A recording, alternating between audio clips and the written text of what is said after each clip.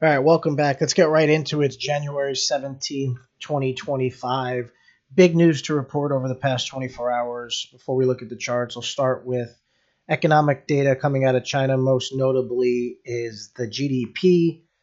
GDP numbers were right around 5%, which is right in line with the forecasted estimate in the target range for these Asian Pacific markets, specifically China. Take that with a grain of salt. A lot of data has been discluded, such as youth unemployment rates, so on and so forth.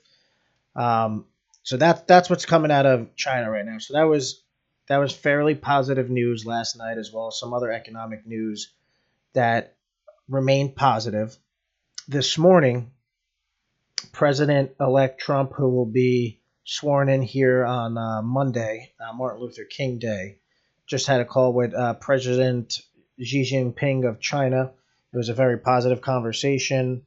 Um, that's for another video, but it's a very positive conversation. How they look forward to working together as partners and not enemies. However, some of their actions recently, it's debatable what's going to happen. So again, that triggers this morning a spike up in JD. I think it went up as far as 10.5%. So my video yesterday talked about how dangerous it was to short this company, everything that's going to happen in the near term, especially stimulus. So we'll get into the presentation here in a second, but I do want to do a little technical analysis. So right now we're looking at about the past 6 or so months here on the chart, right? So again, pop September. See the big pop here on the stimulus anticipation. That was underwhelming.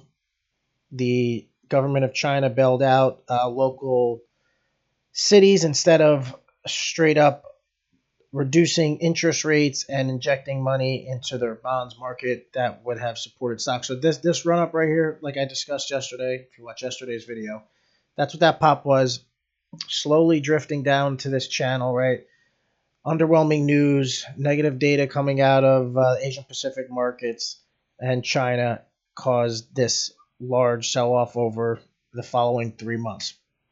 So then we take it into the 5 day, right? So what you're seeing now is some positivity. Again, I would remain cautious. It got right above. Let's zoom back out for a second. Got right above my trend line here. Honestly, this can move this line a little bit up, right, because of this channel right here. So hit right on that, on the upper bound of the trend line. Also look at the RSI here. RSI getting up to 82. So right now, if you're exploring getting into JD, maybe buying call options, you're very excited. This pop right here spiked the implied volatility. So you do not want to be buying calls. The best time to buy calls would have been yesterday or even the day before, and ride this wave up right here. Right now, the implied volatility is going to, it's going to drain out a lot of your gains if there is a potential more good news on the horizon. So not financial advice, just my opinion. I would not be buying calls right here. And I said it yesterday, I am planning on hedging my positions in JD, Baba, and Baidu. Uh, Most likely towards the end of the trading day today. And the reason for that is when President-elect Trump takes office, there have been strong remarks about tariffs on China and some Asian Pacific countries, especially Canada and Mexico. So we don't know exactly what's going to happen yet. There's going to be a flurry of executive orders that come through on the first few days of office, maybe even the first few weeks of office. So very hard to predict what's going to happen here. However, I'm going to get into the financial metrics in the presentation here in a few minutes, but I did want to provide an update, follow up from my video yesterday. Great news coming from multiple areas, right? From the economic data coming out of China, and then with the positive conversation this morning with the incoming president of the United States. How that's going to play out is yet to see. The markets are predicting that it's very positive. Sometimes, getting overhyped. Again, this RSI is very dangerous at this levels. But what I'd expect here, if I don't have a crystal ball, but if I was going to make a prediction, right, you may see some consolidation here. What I'd like to see is a close above this line today. So above the right where we are here, about this 38.50 38.60 line here. If you see a strong close here, that's going to be positive going into next week. If the new president takes office, the tariffs aren't as strict as have been said in the past. Again, that'll cause a breakout. Okay. Another note to bring to your attention is the potential for the stimulus. Right, the next major meeting is in March. However, if the new administration comes out and levies strong tariffs against China, you may see an emergency meeting because you would expect a sell-off from the Asia Pacific markets, China, maybe even Canada, right? But China specifically, right, will come in with the stimulus package to support the yen, to support their bond market. Some are calling that it's a foregone conclusion. They're definitely in a recession right now with the commercial with their commercial housing industry. However, some are even saying depression. I would say most likely not, given their new GDP numbers, if those are accurate. So what's the risk here? The risk right now, again, I'll highlight RSI spiked up. You're at the top end of the channel. You're riding the euphoria wave right now. A lot of positivity over the past 24 hours since my last video. Again, I said don't short it yesterday. I wouldn't be shorting it yesterday, and if you did short it, you're likely getting squeezed out this morning. So again, now you have a 10% pop. Expect a consolidation here. We need to see what's going to happen next week with the tariff news. But a lot of front running here is expecting, hey, it's going to be a good relationship. Another thing out of China, the U.S. Supreme Court today just upheld the TikTok ban. So we're expecting TikTok to be banned this Sunday unless a buyer comes in. And President Trump has made some remarks about potentially reversing that. So there's going to be so many news updates next week that if you're going to predict, gamble, try to take a side here, I think it's just a bit too early to tell.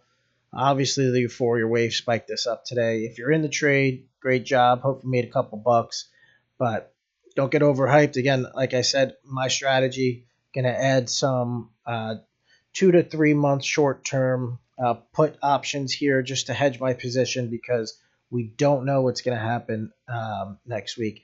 And hey, how do I hedge my position? I have XYZ amount, right?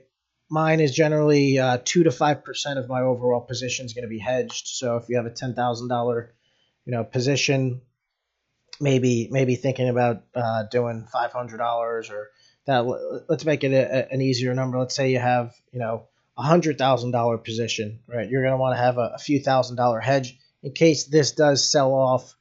Comes back down to our support channel right here to the 32s.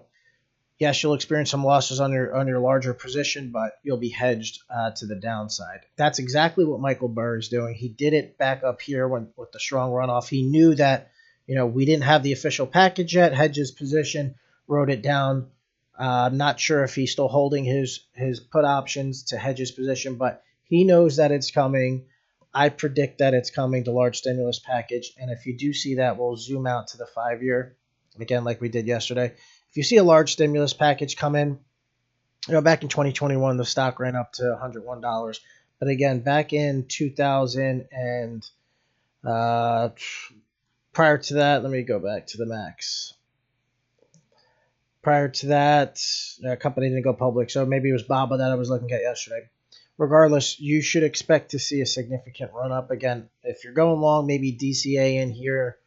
If you're super excited, you really love the stock, and let's get into the financial metrics to show you why this is still a significantly undervalued company. All right, so we're going to go over some financials right now.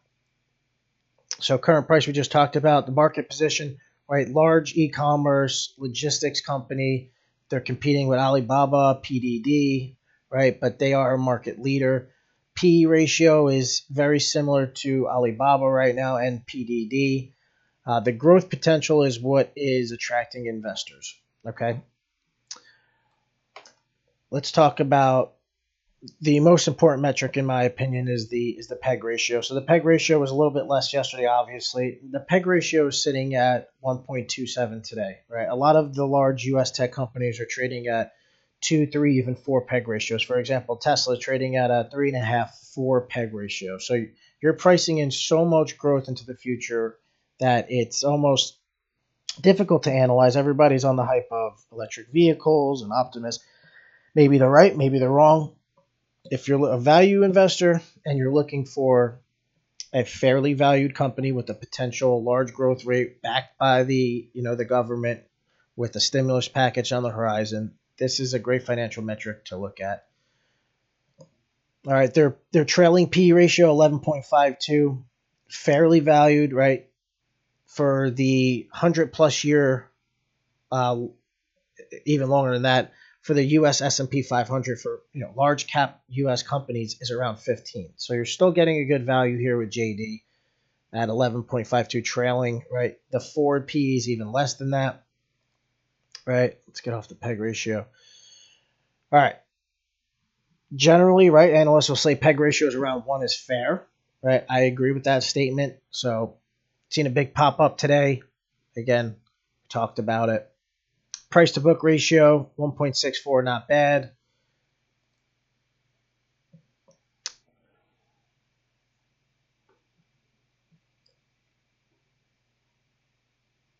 Good return on equity, 5% industry average, right? They outperform their peers. They have moderate debt. You could even see there's a potential for buybacks here in this next quarterly earnings, their Q4 quarterly earnings. Very low debt to equity ratio. Right, so they're managing their debt effectively. Decent gross profit margin. Like to see that come up in the following quarters as demand rises in the Asia Pacific and Europe region. They don't do a lot of U.S. business like PDD with their Temu app. So again, they're very Asia Pacific heavy and Europe. All right. In summary, I don't think there's any other besides the estimated fair value, right? Take analysts' predictions with a grain of salt, right? They do have career risk. They can't be too low. They can't be too high. But in my opinion, if the stimulus comes through, if the tariffs aren't as severe, if the relationship with China and the U.S. with the new administration improves, I would agree with a 12-month price target of anywhere between 100 and 157. And you could say this is undervalued by almost 75% right now, which it's very possible. Why I'm invested is I think the downside risk is minimal, right? I am going to hedge into this next week, into this next few months to see what happens. But the upside potential, I was thinking about this today, right? If you short a stock, you buy put options, the max profit is the stock goes down 100%, goes bankrupt. On the other hand, if you're bullish or you buy call options, which is way more risky because you'd have to time it correctly, the implied volatility has to be right, there is no cap on the upside potential. So if this company hits all the metrics as we're expecting, slow and steady growth over the next year coming out of the recession, stimulus package, growth numbers explode, that's when you're going to see the hype. That's when you're going to see the stock explode up past 100. And that's when you're going to want to think about maybe taking profits, rebalancing your portfolio, reanalyzing. I'll provide consistent updates on this company. It's one of my largest positions in the portfolio. And there's just a lot of upside potential. Some analyst price targets, again, I'm not even going to cover what analysts are saying. You need to make your own decisions. Again, this is not financial advice. This is for educational purposes only. I hope you enjoyed the presentation. Hopefully you're watching JD and the other Chinese stocks closely. There's going to be a lot more going on in the next week, so I'll provide another update next week after we find out and get more clarity on how this new administration is going to handle and how they're going to handle tariffs, how they're going to handle the relationship moving forward. But keep this on your radar. If you're not in it now, definitely keep it on your watch list. And I'll provide another update next week on JD.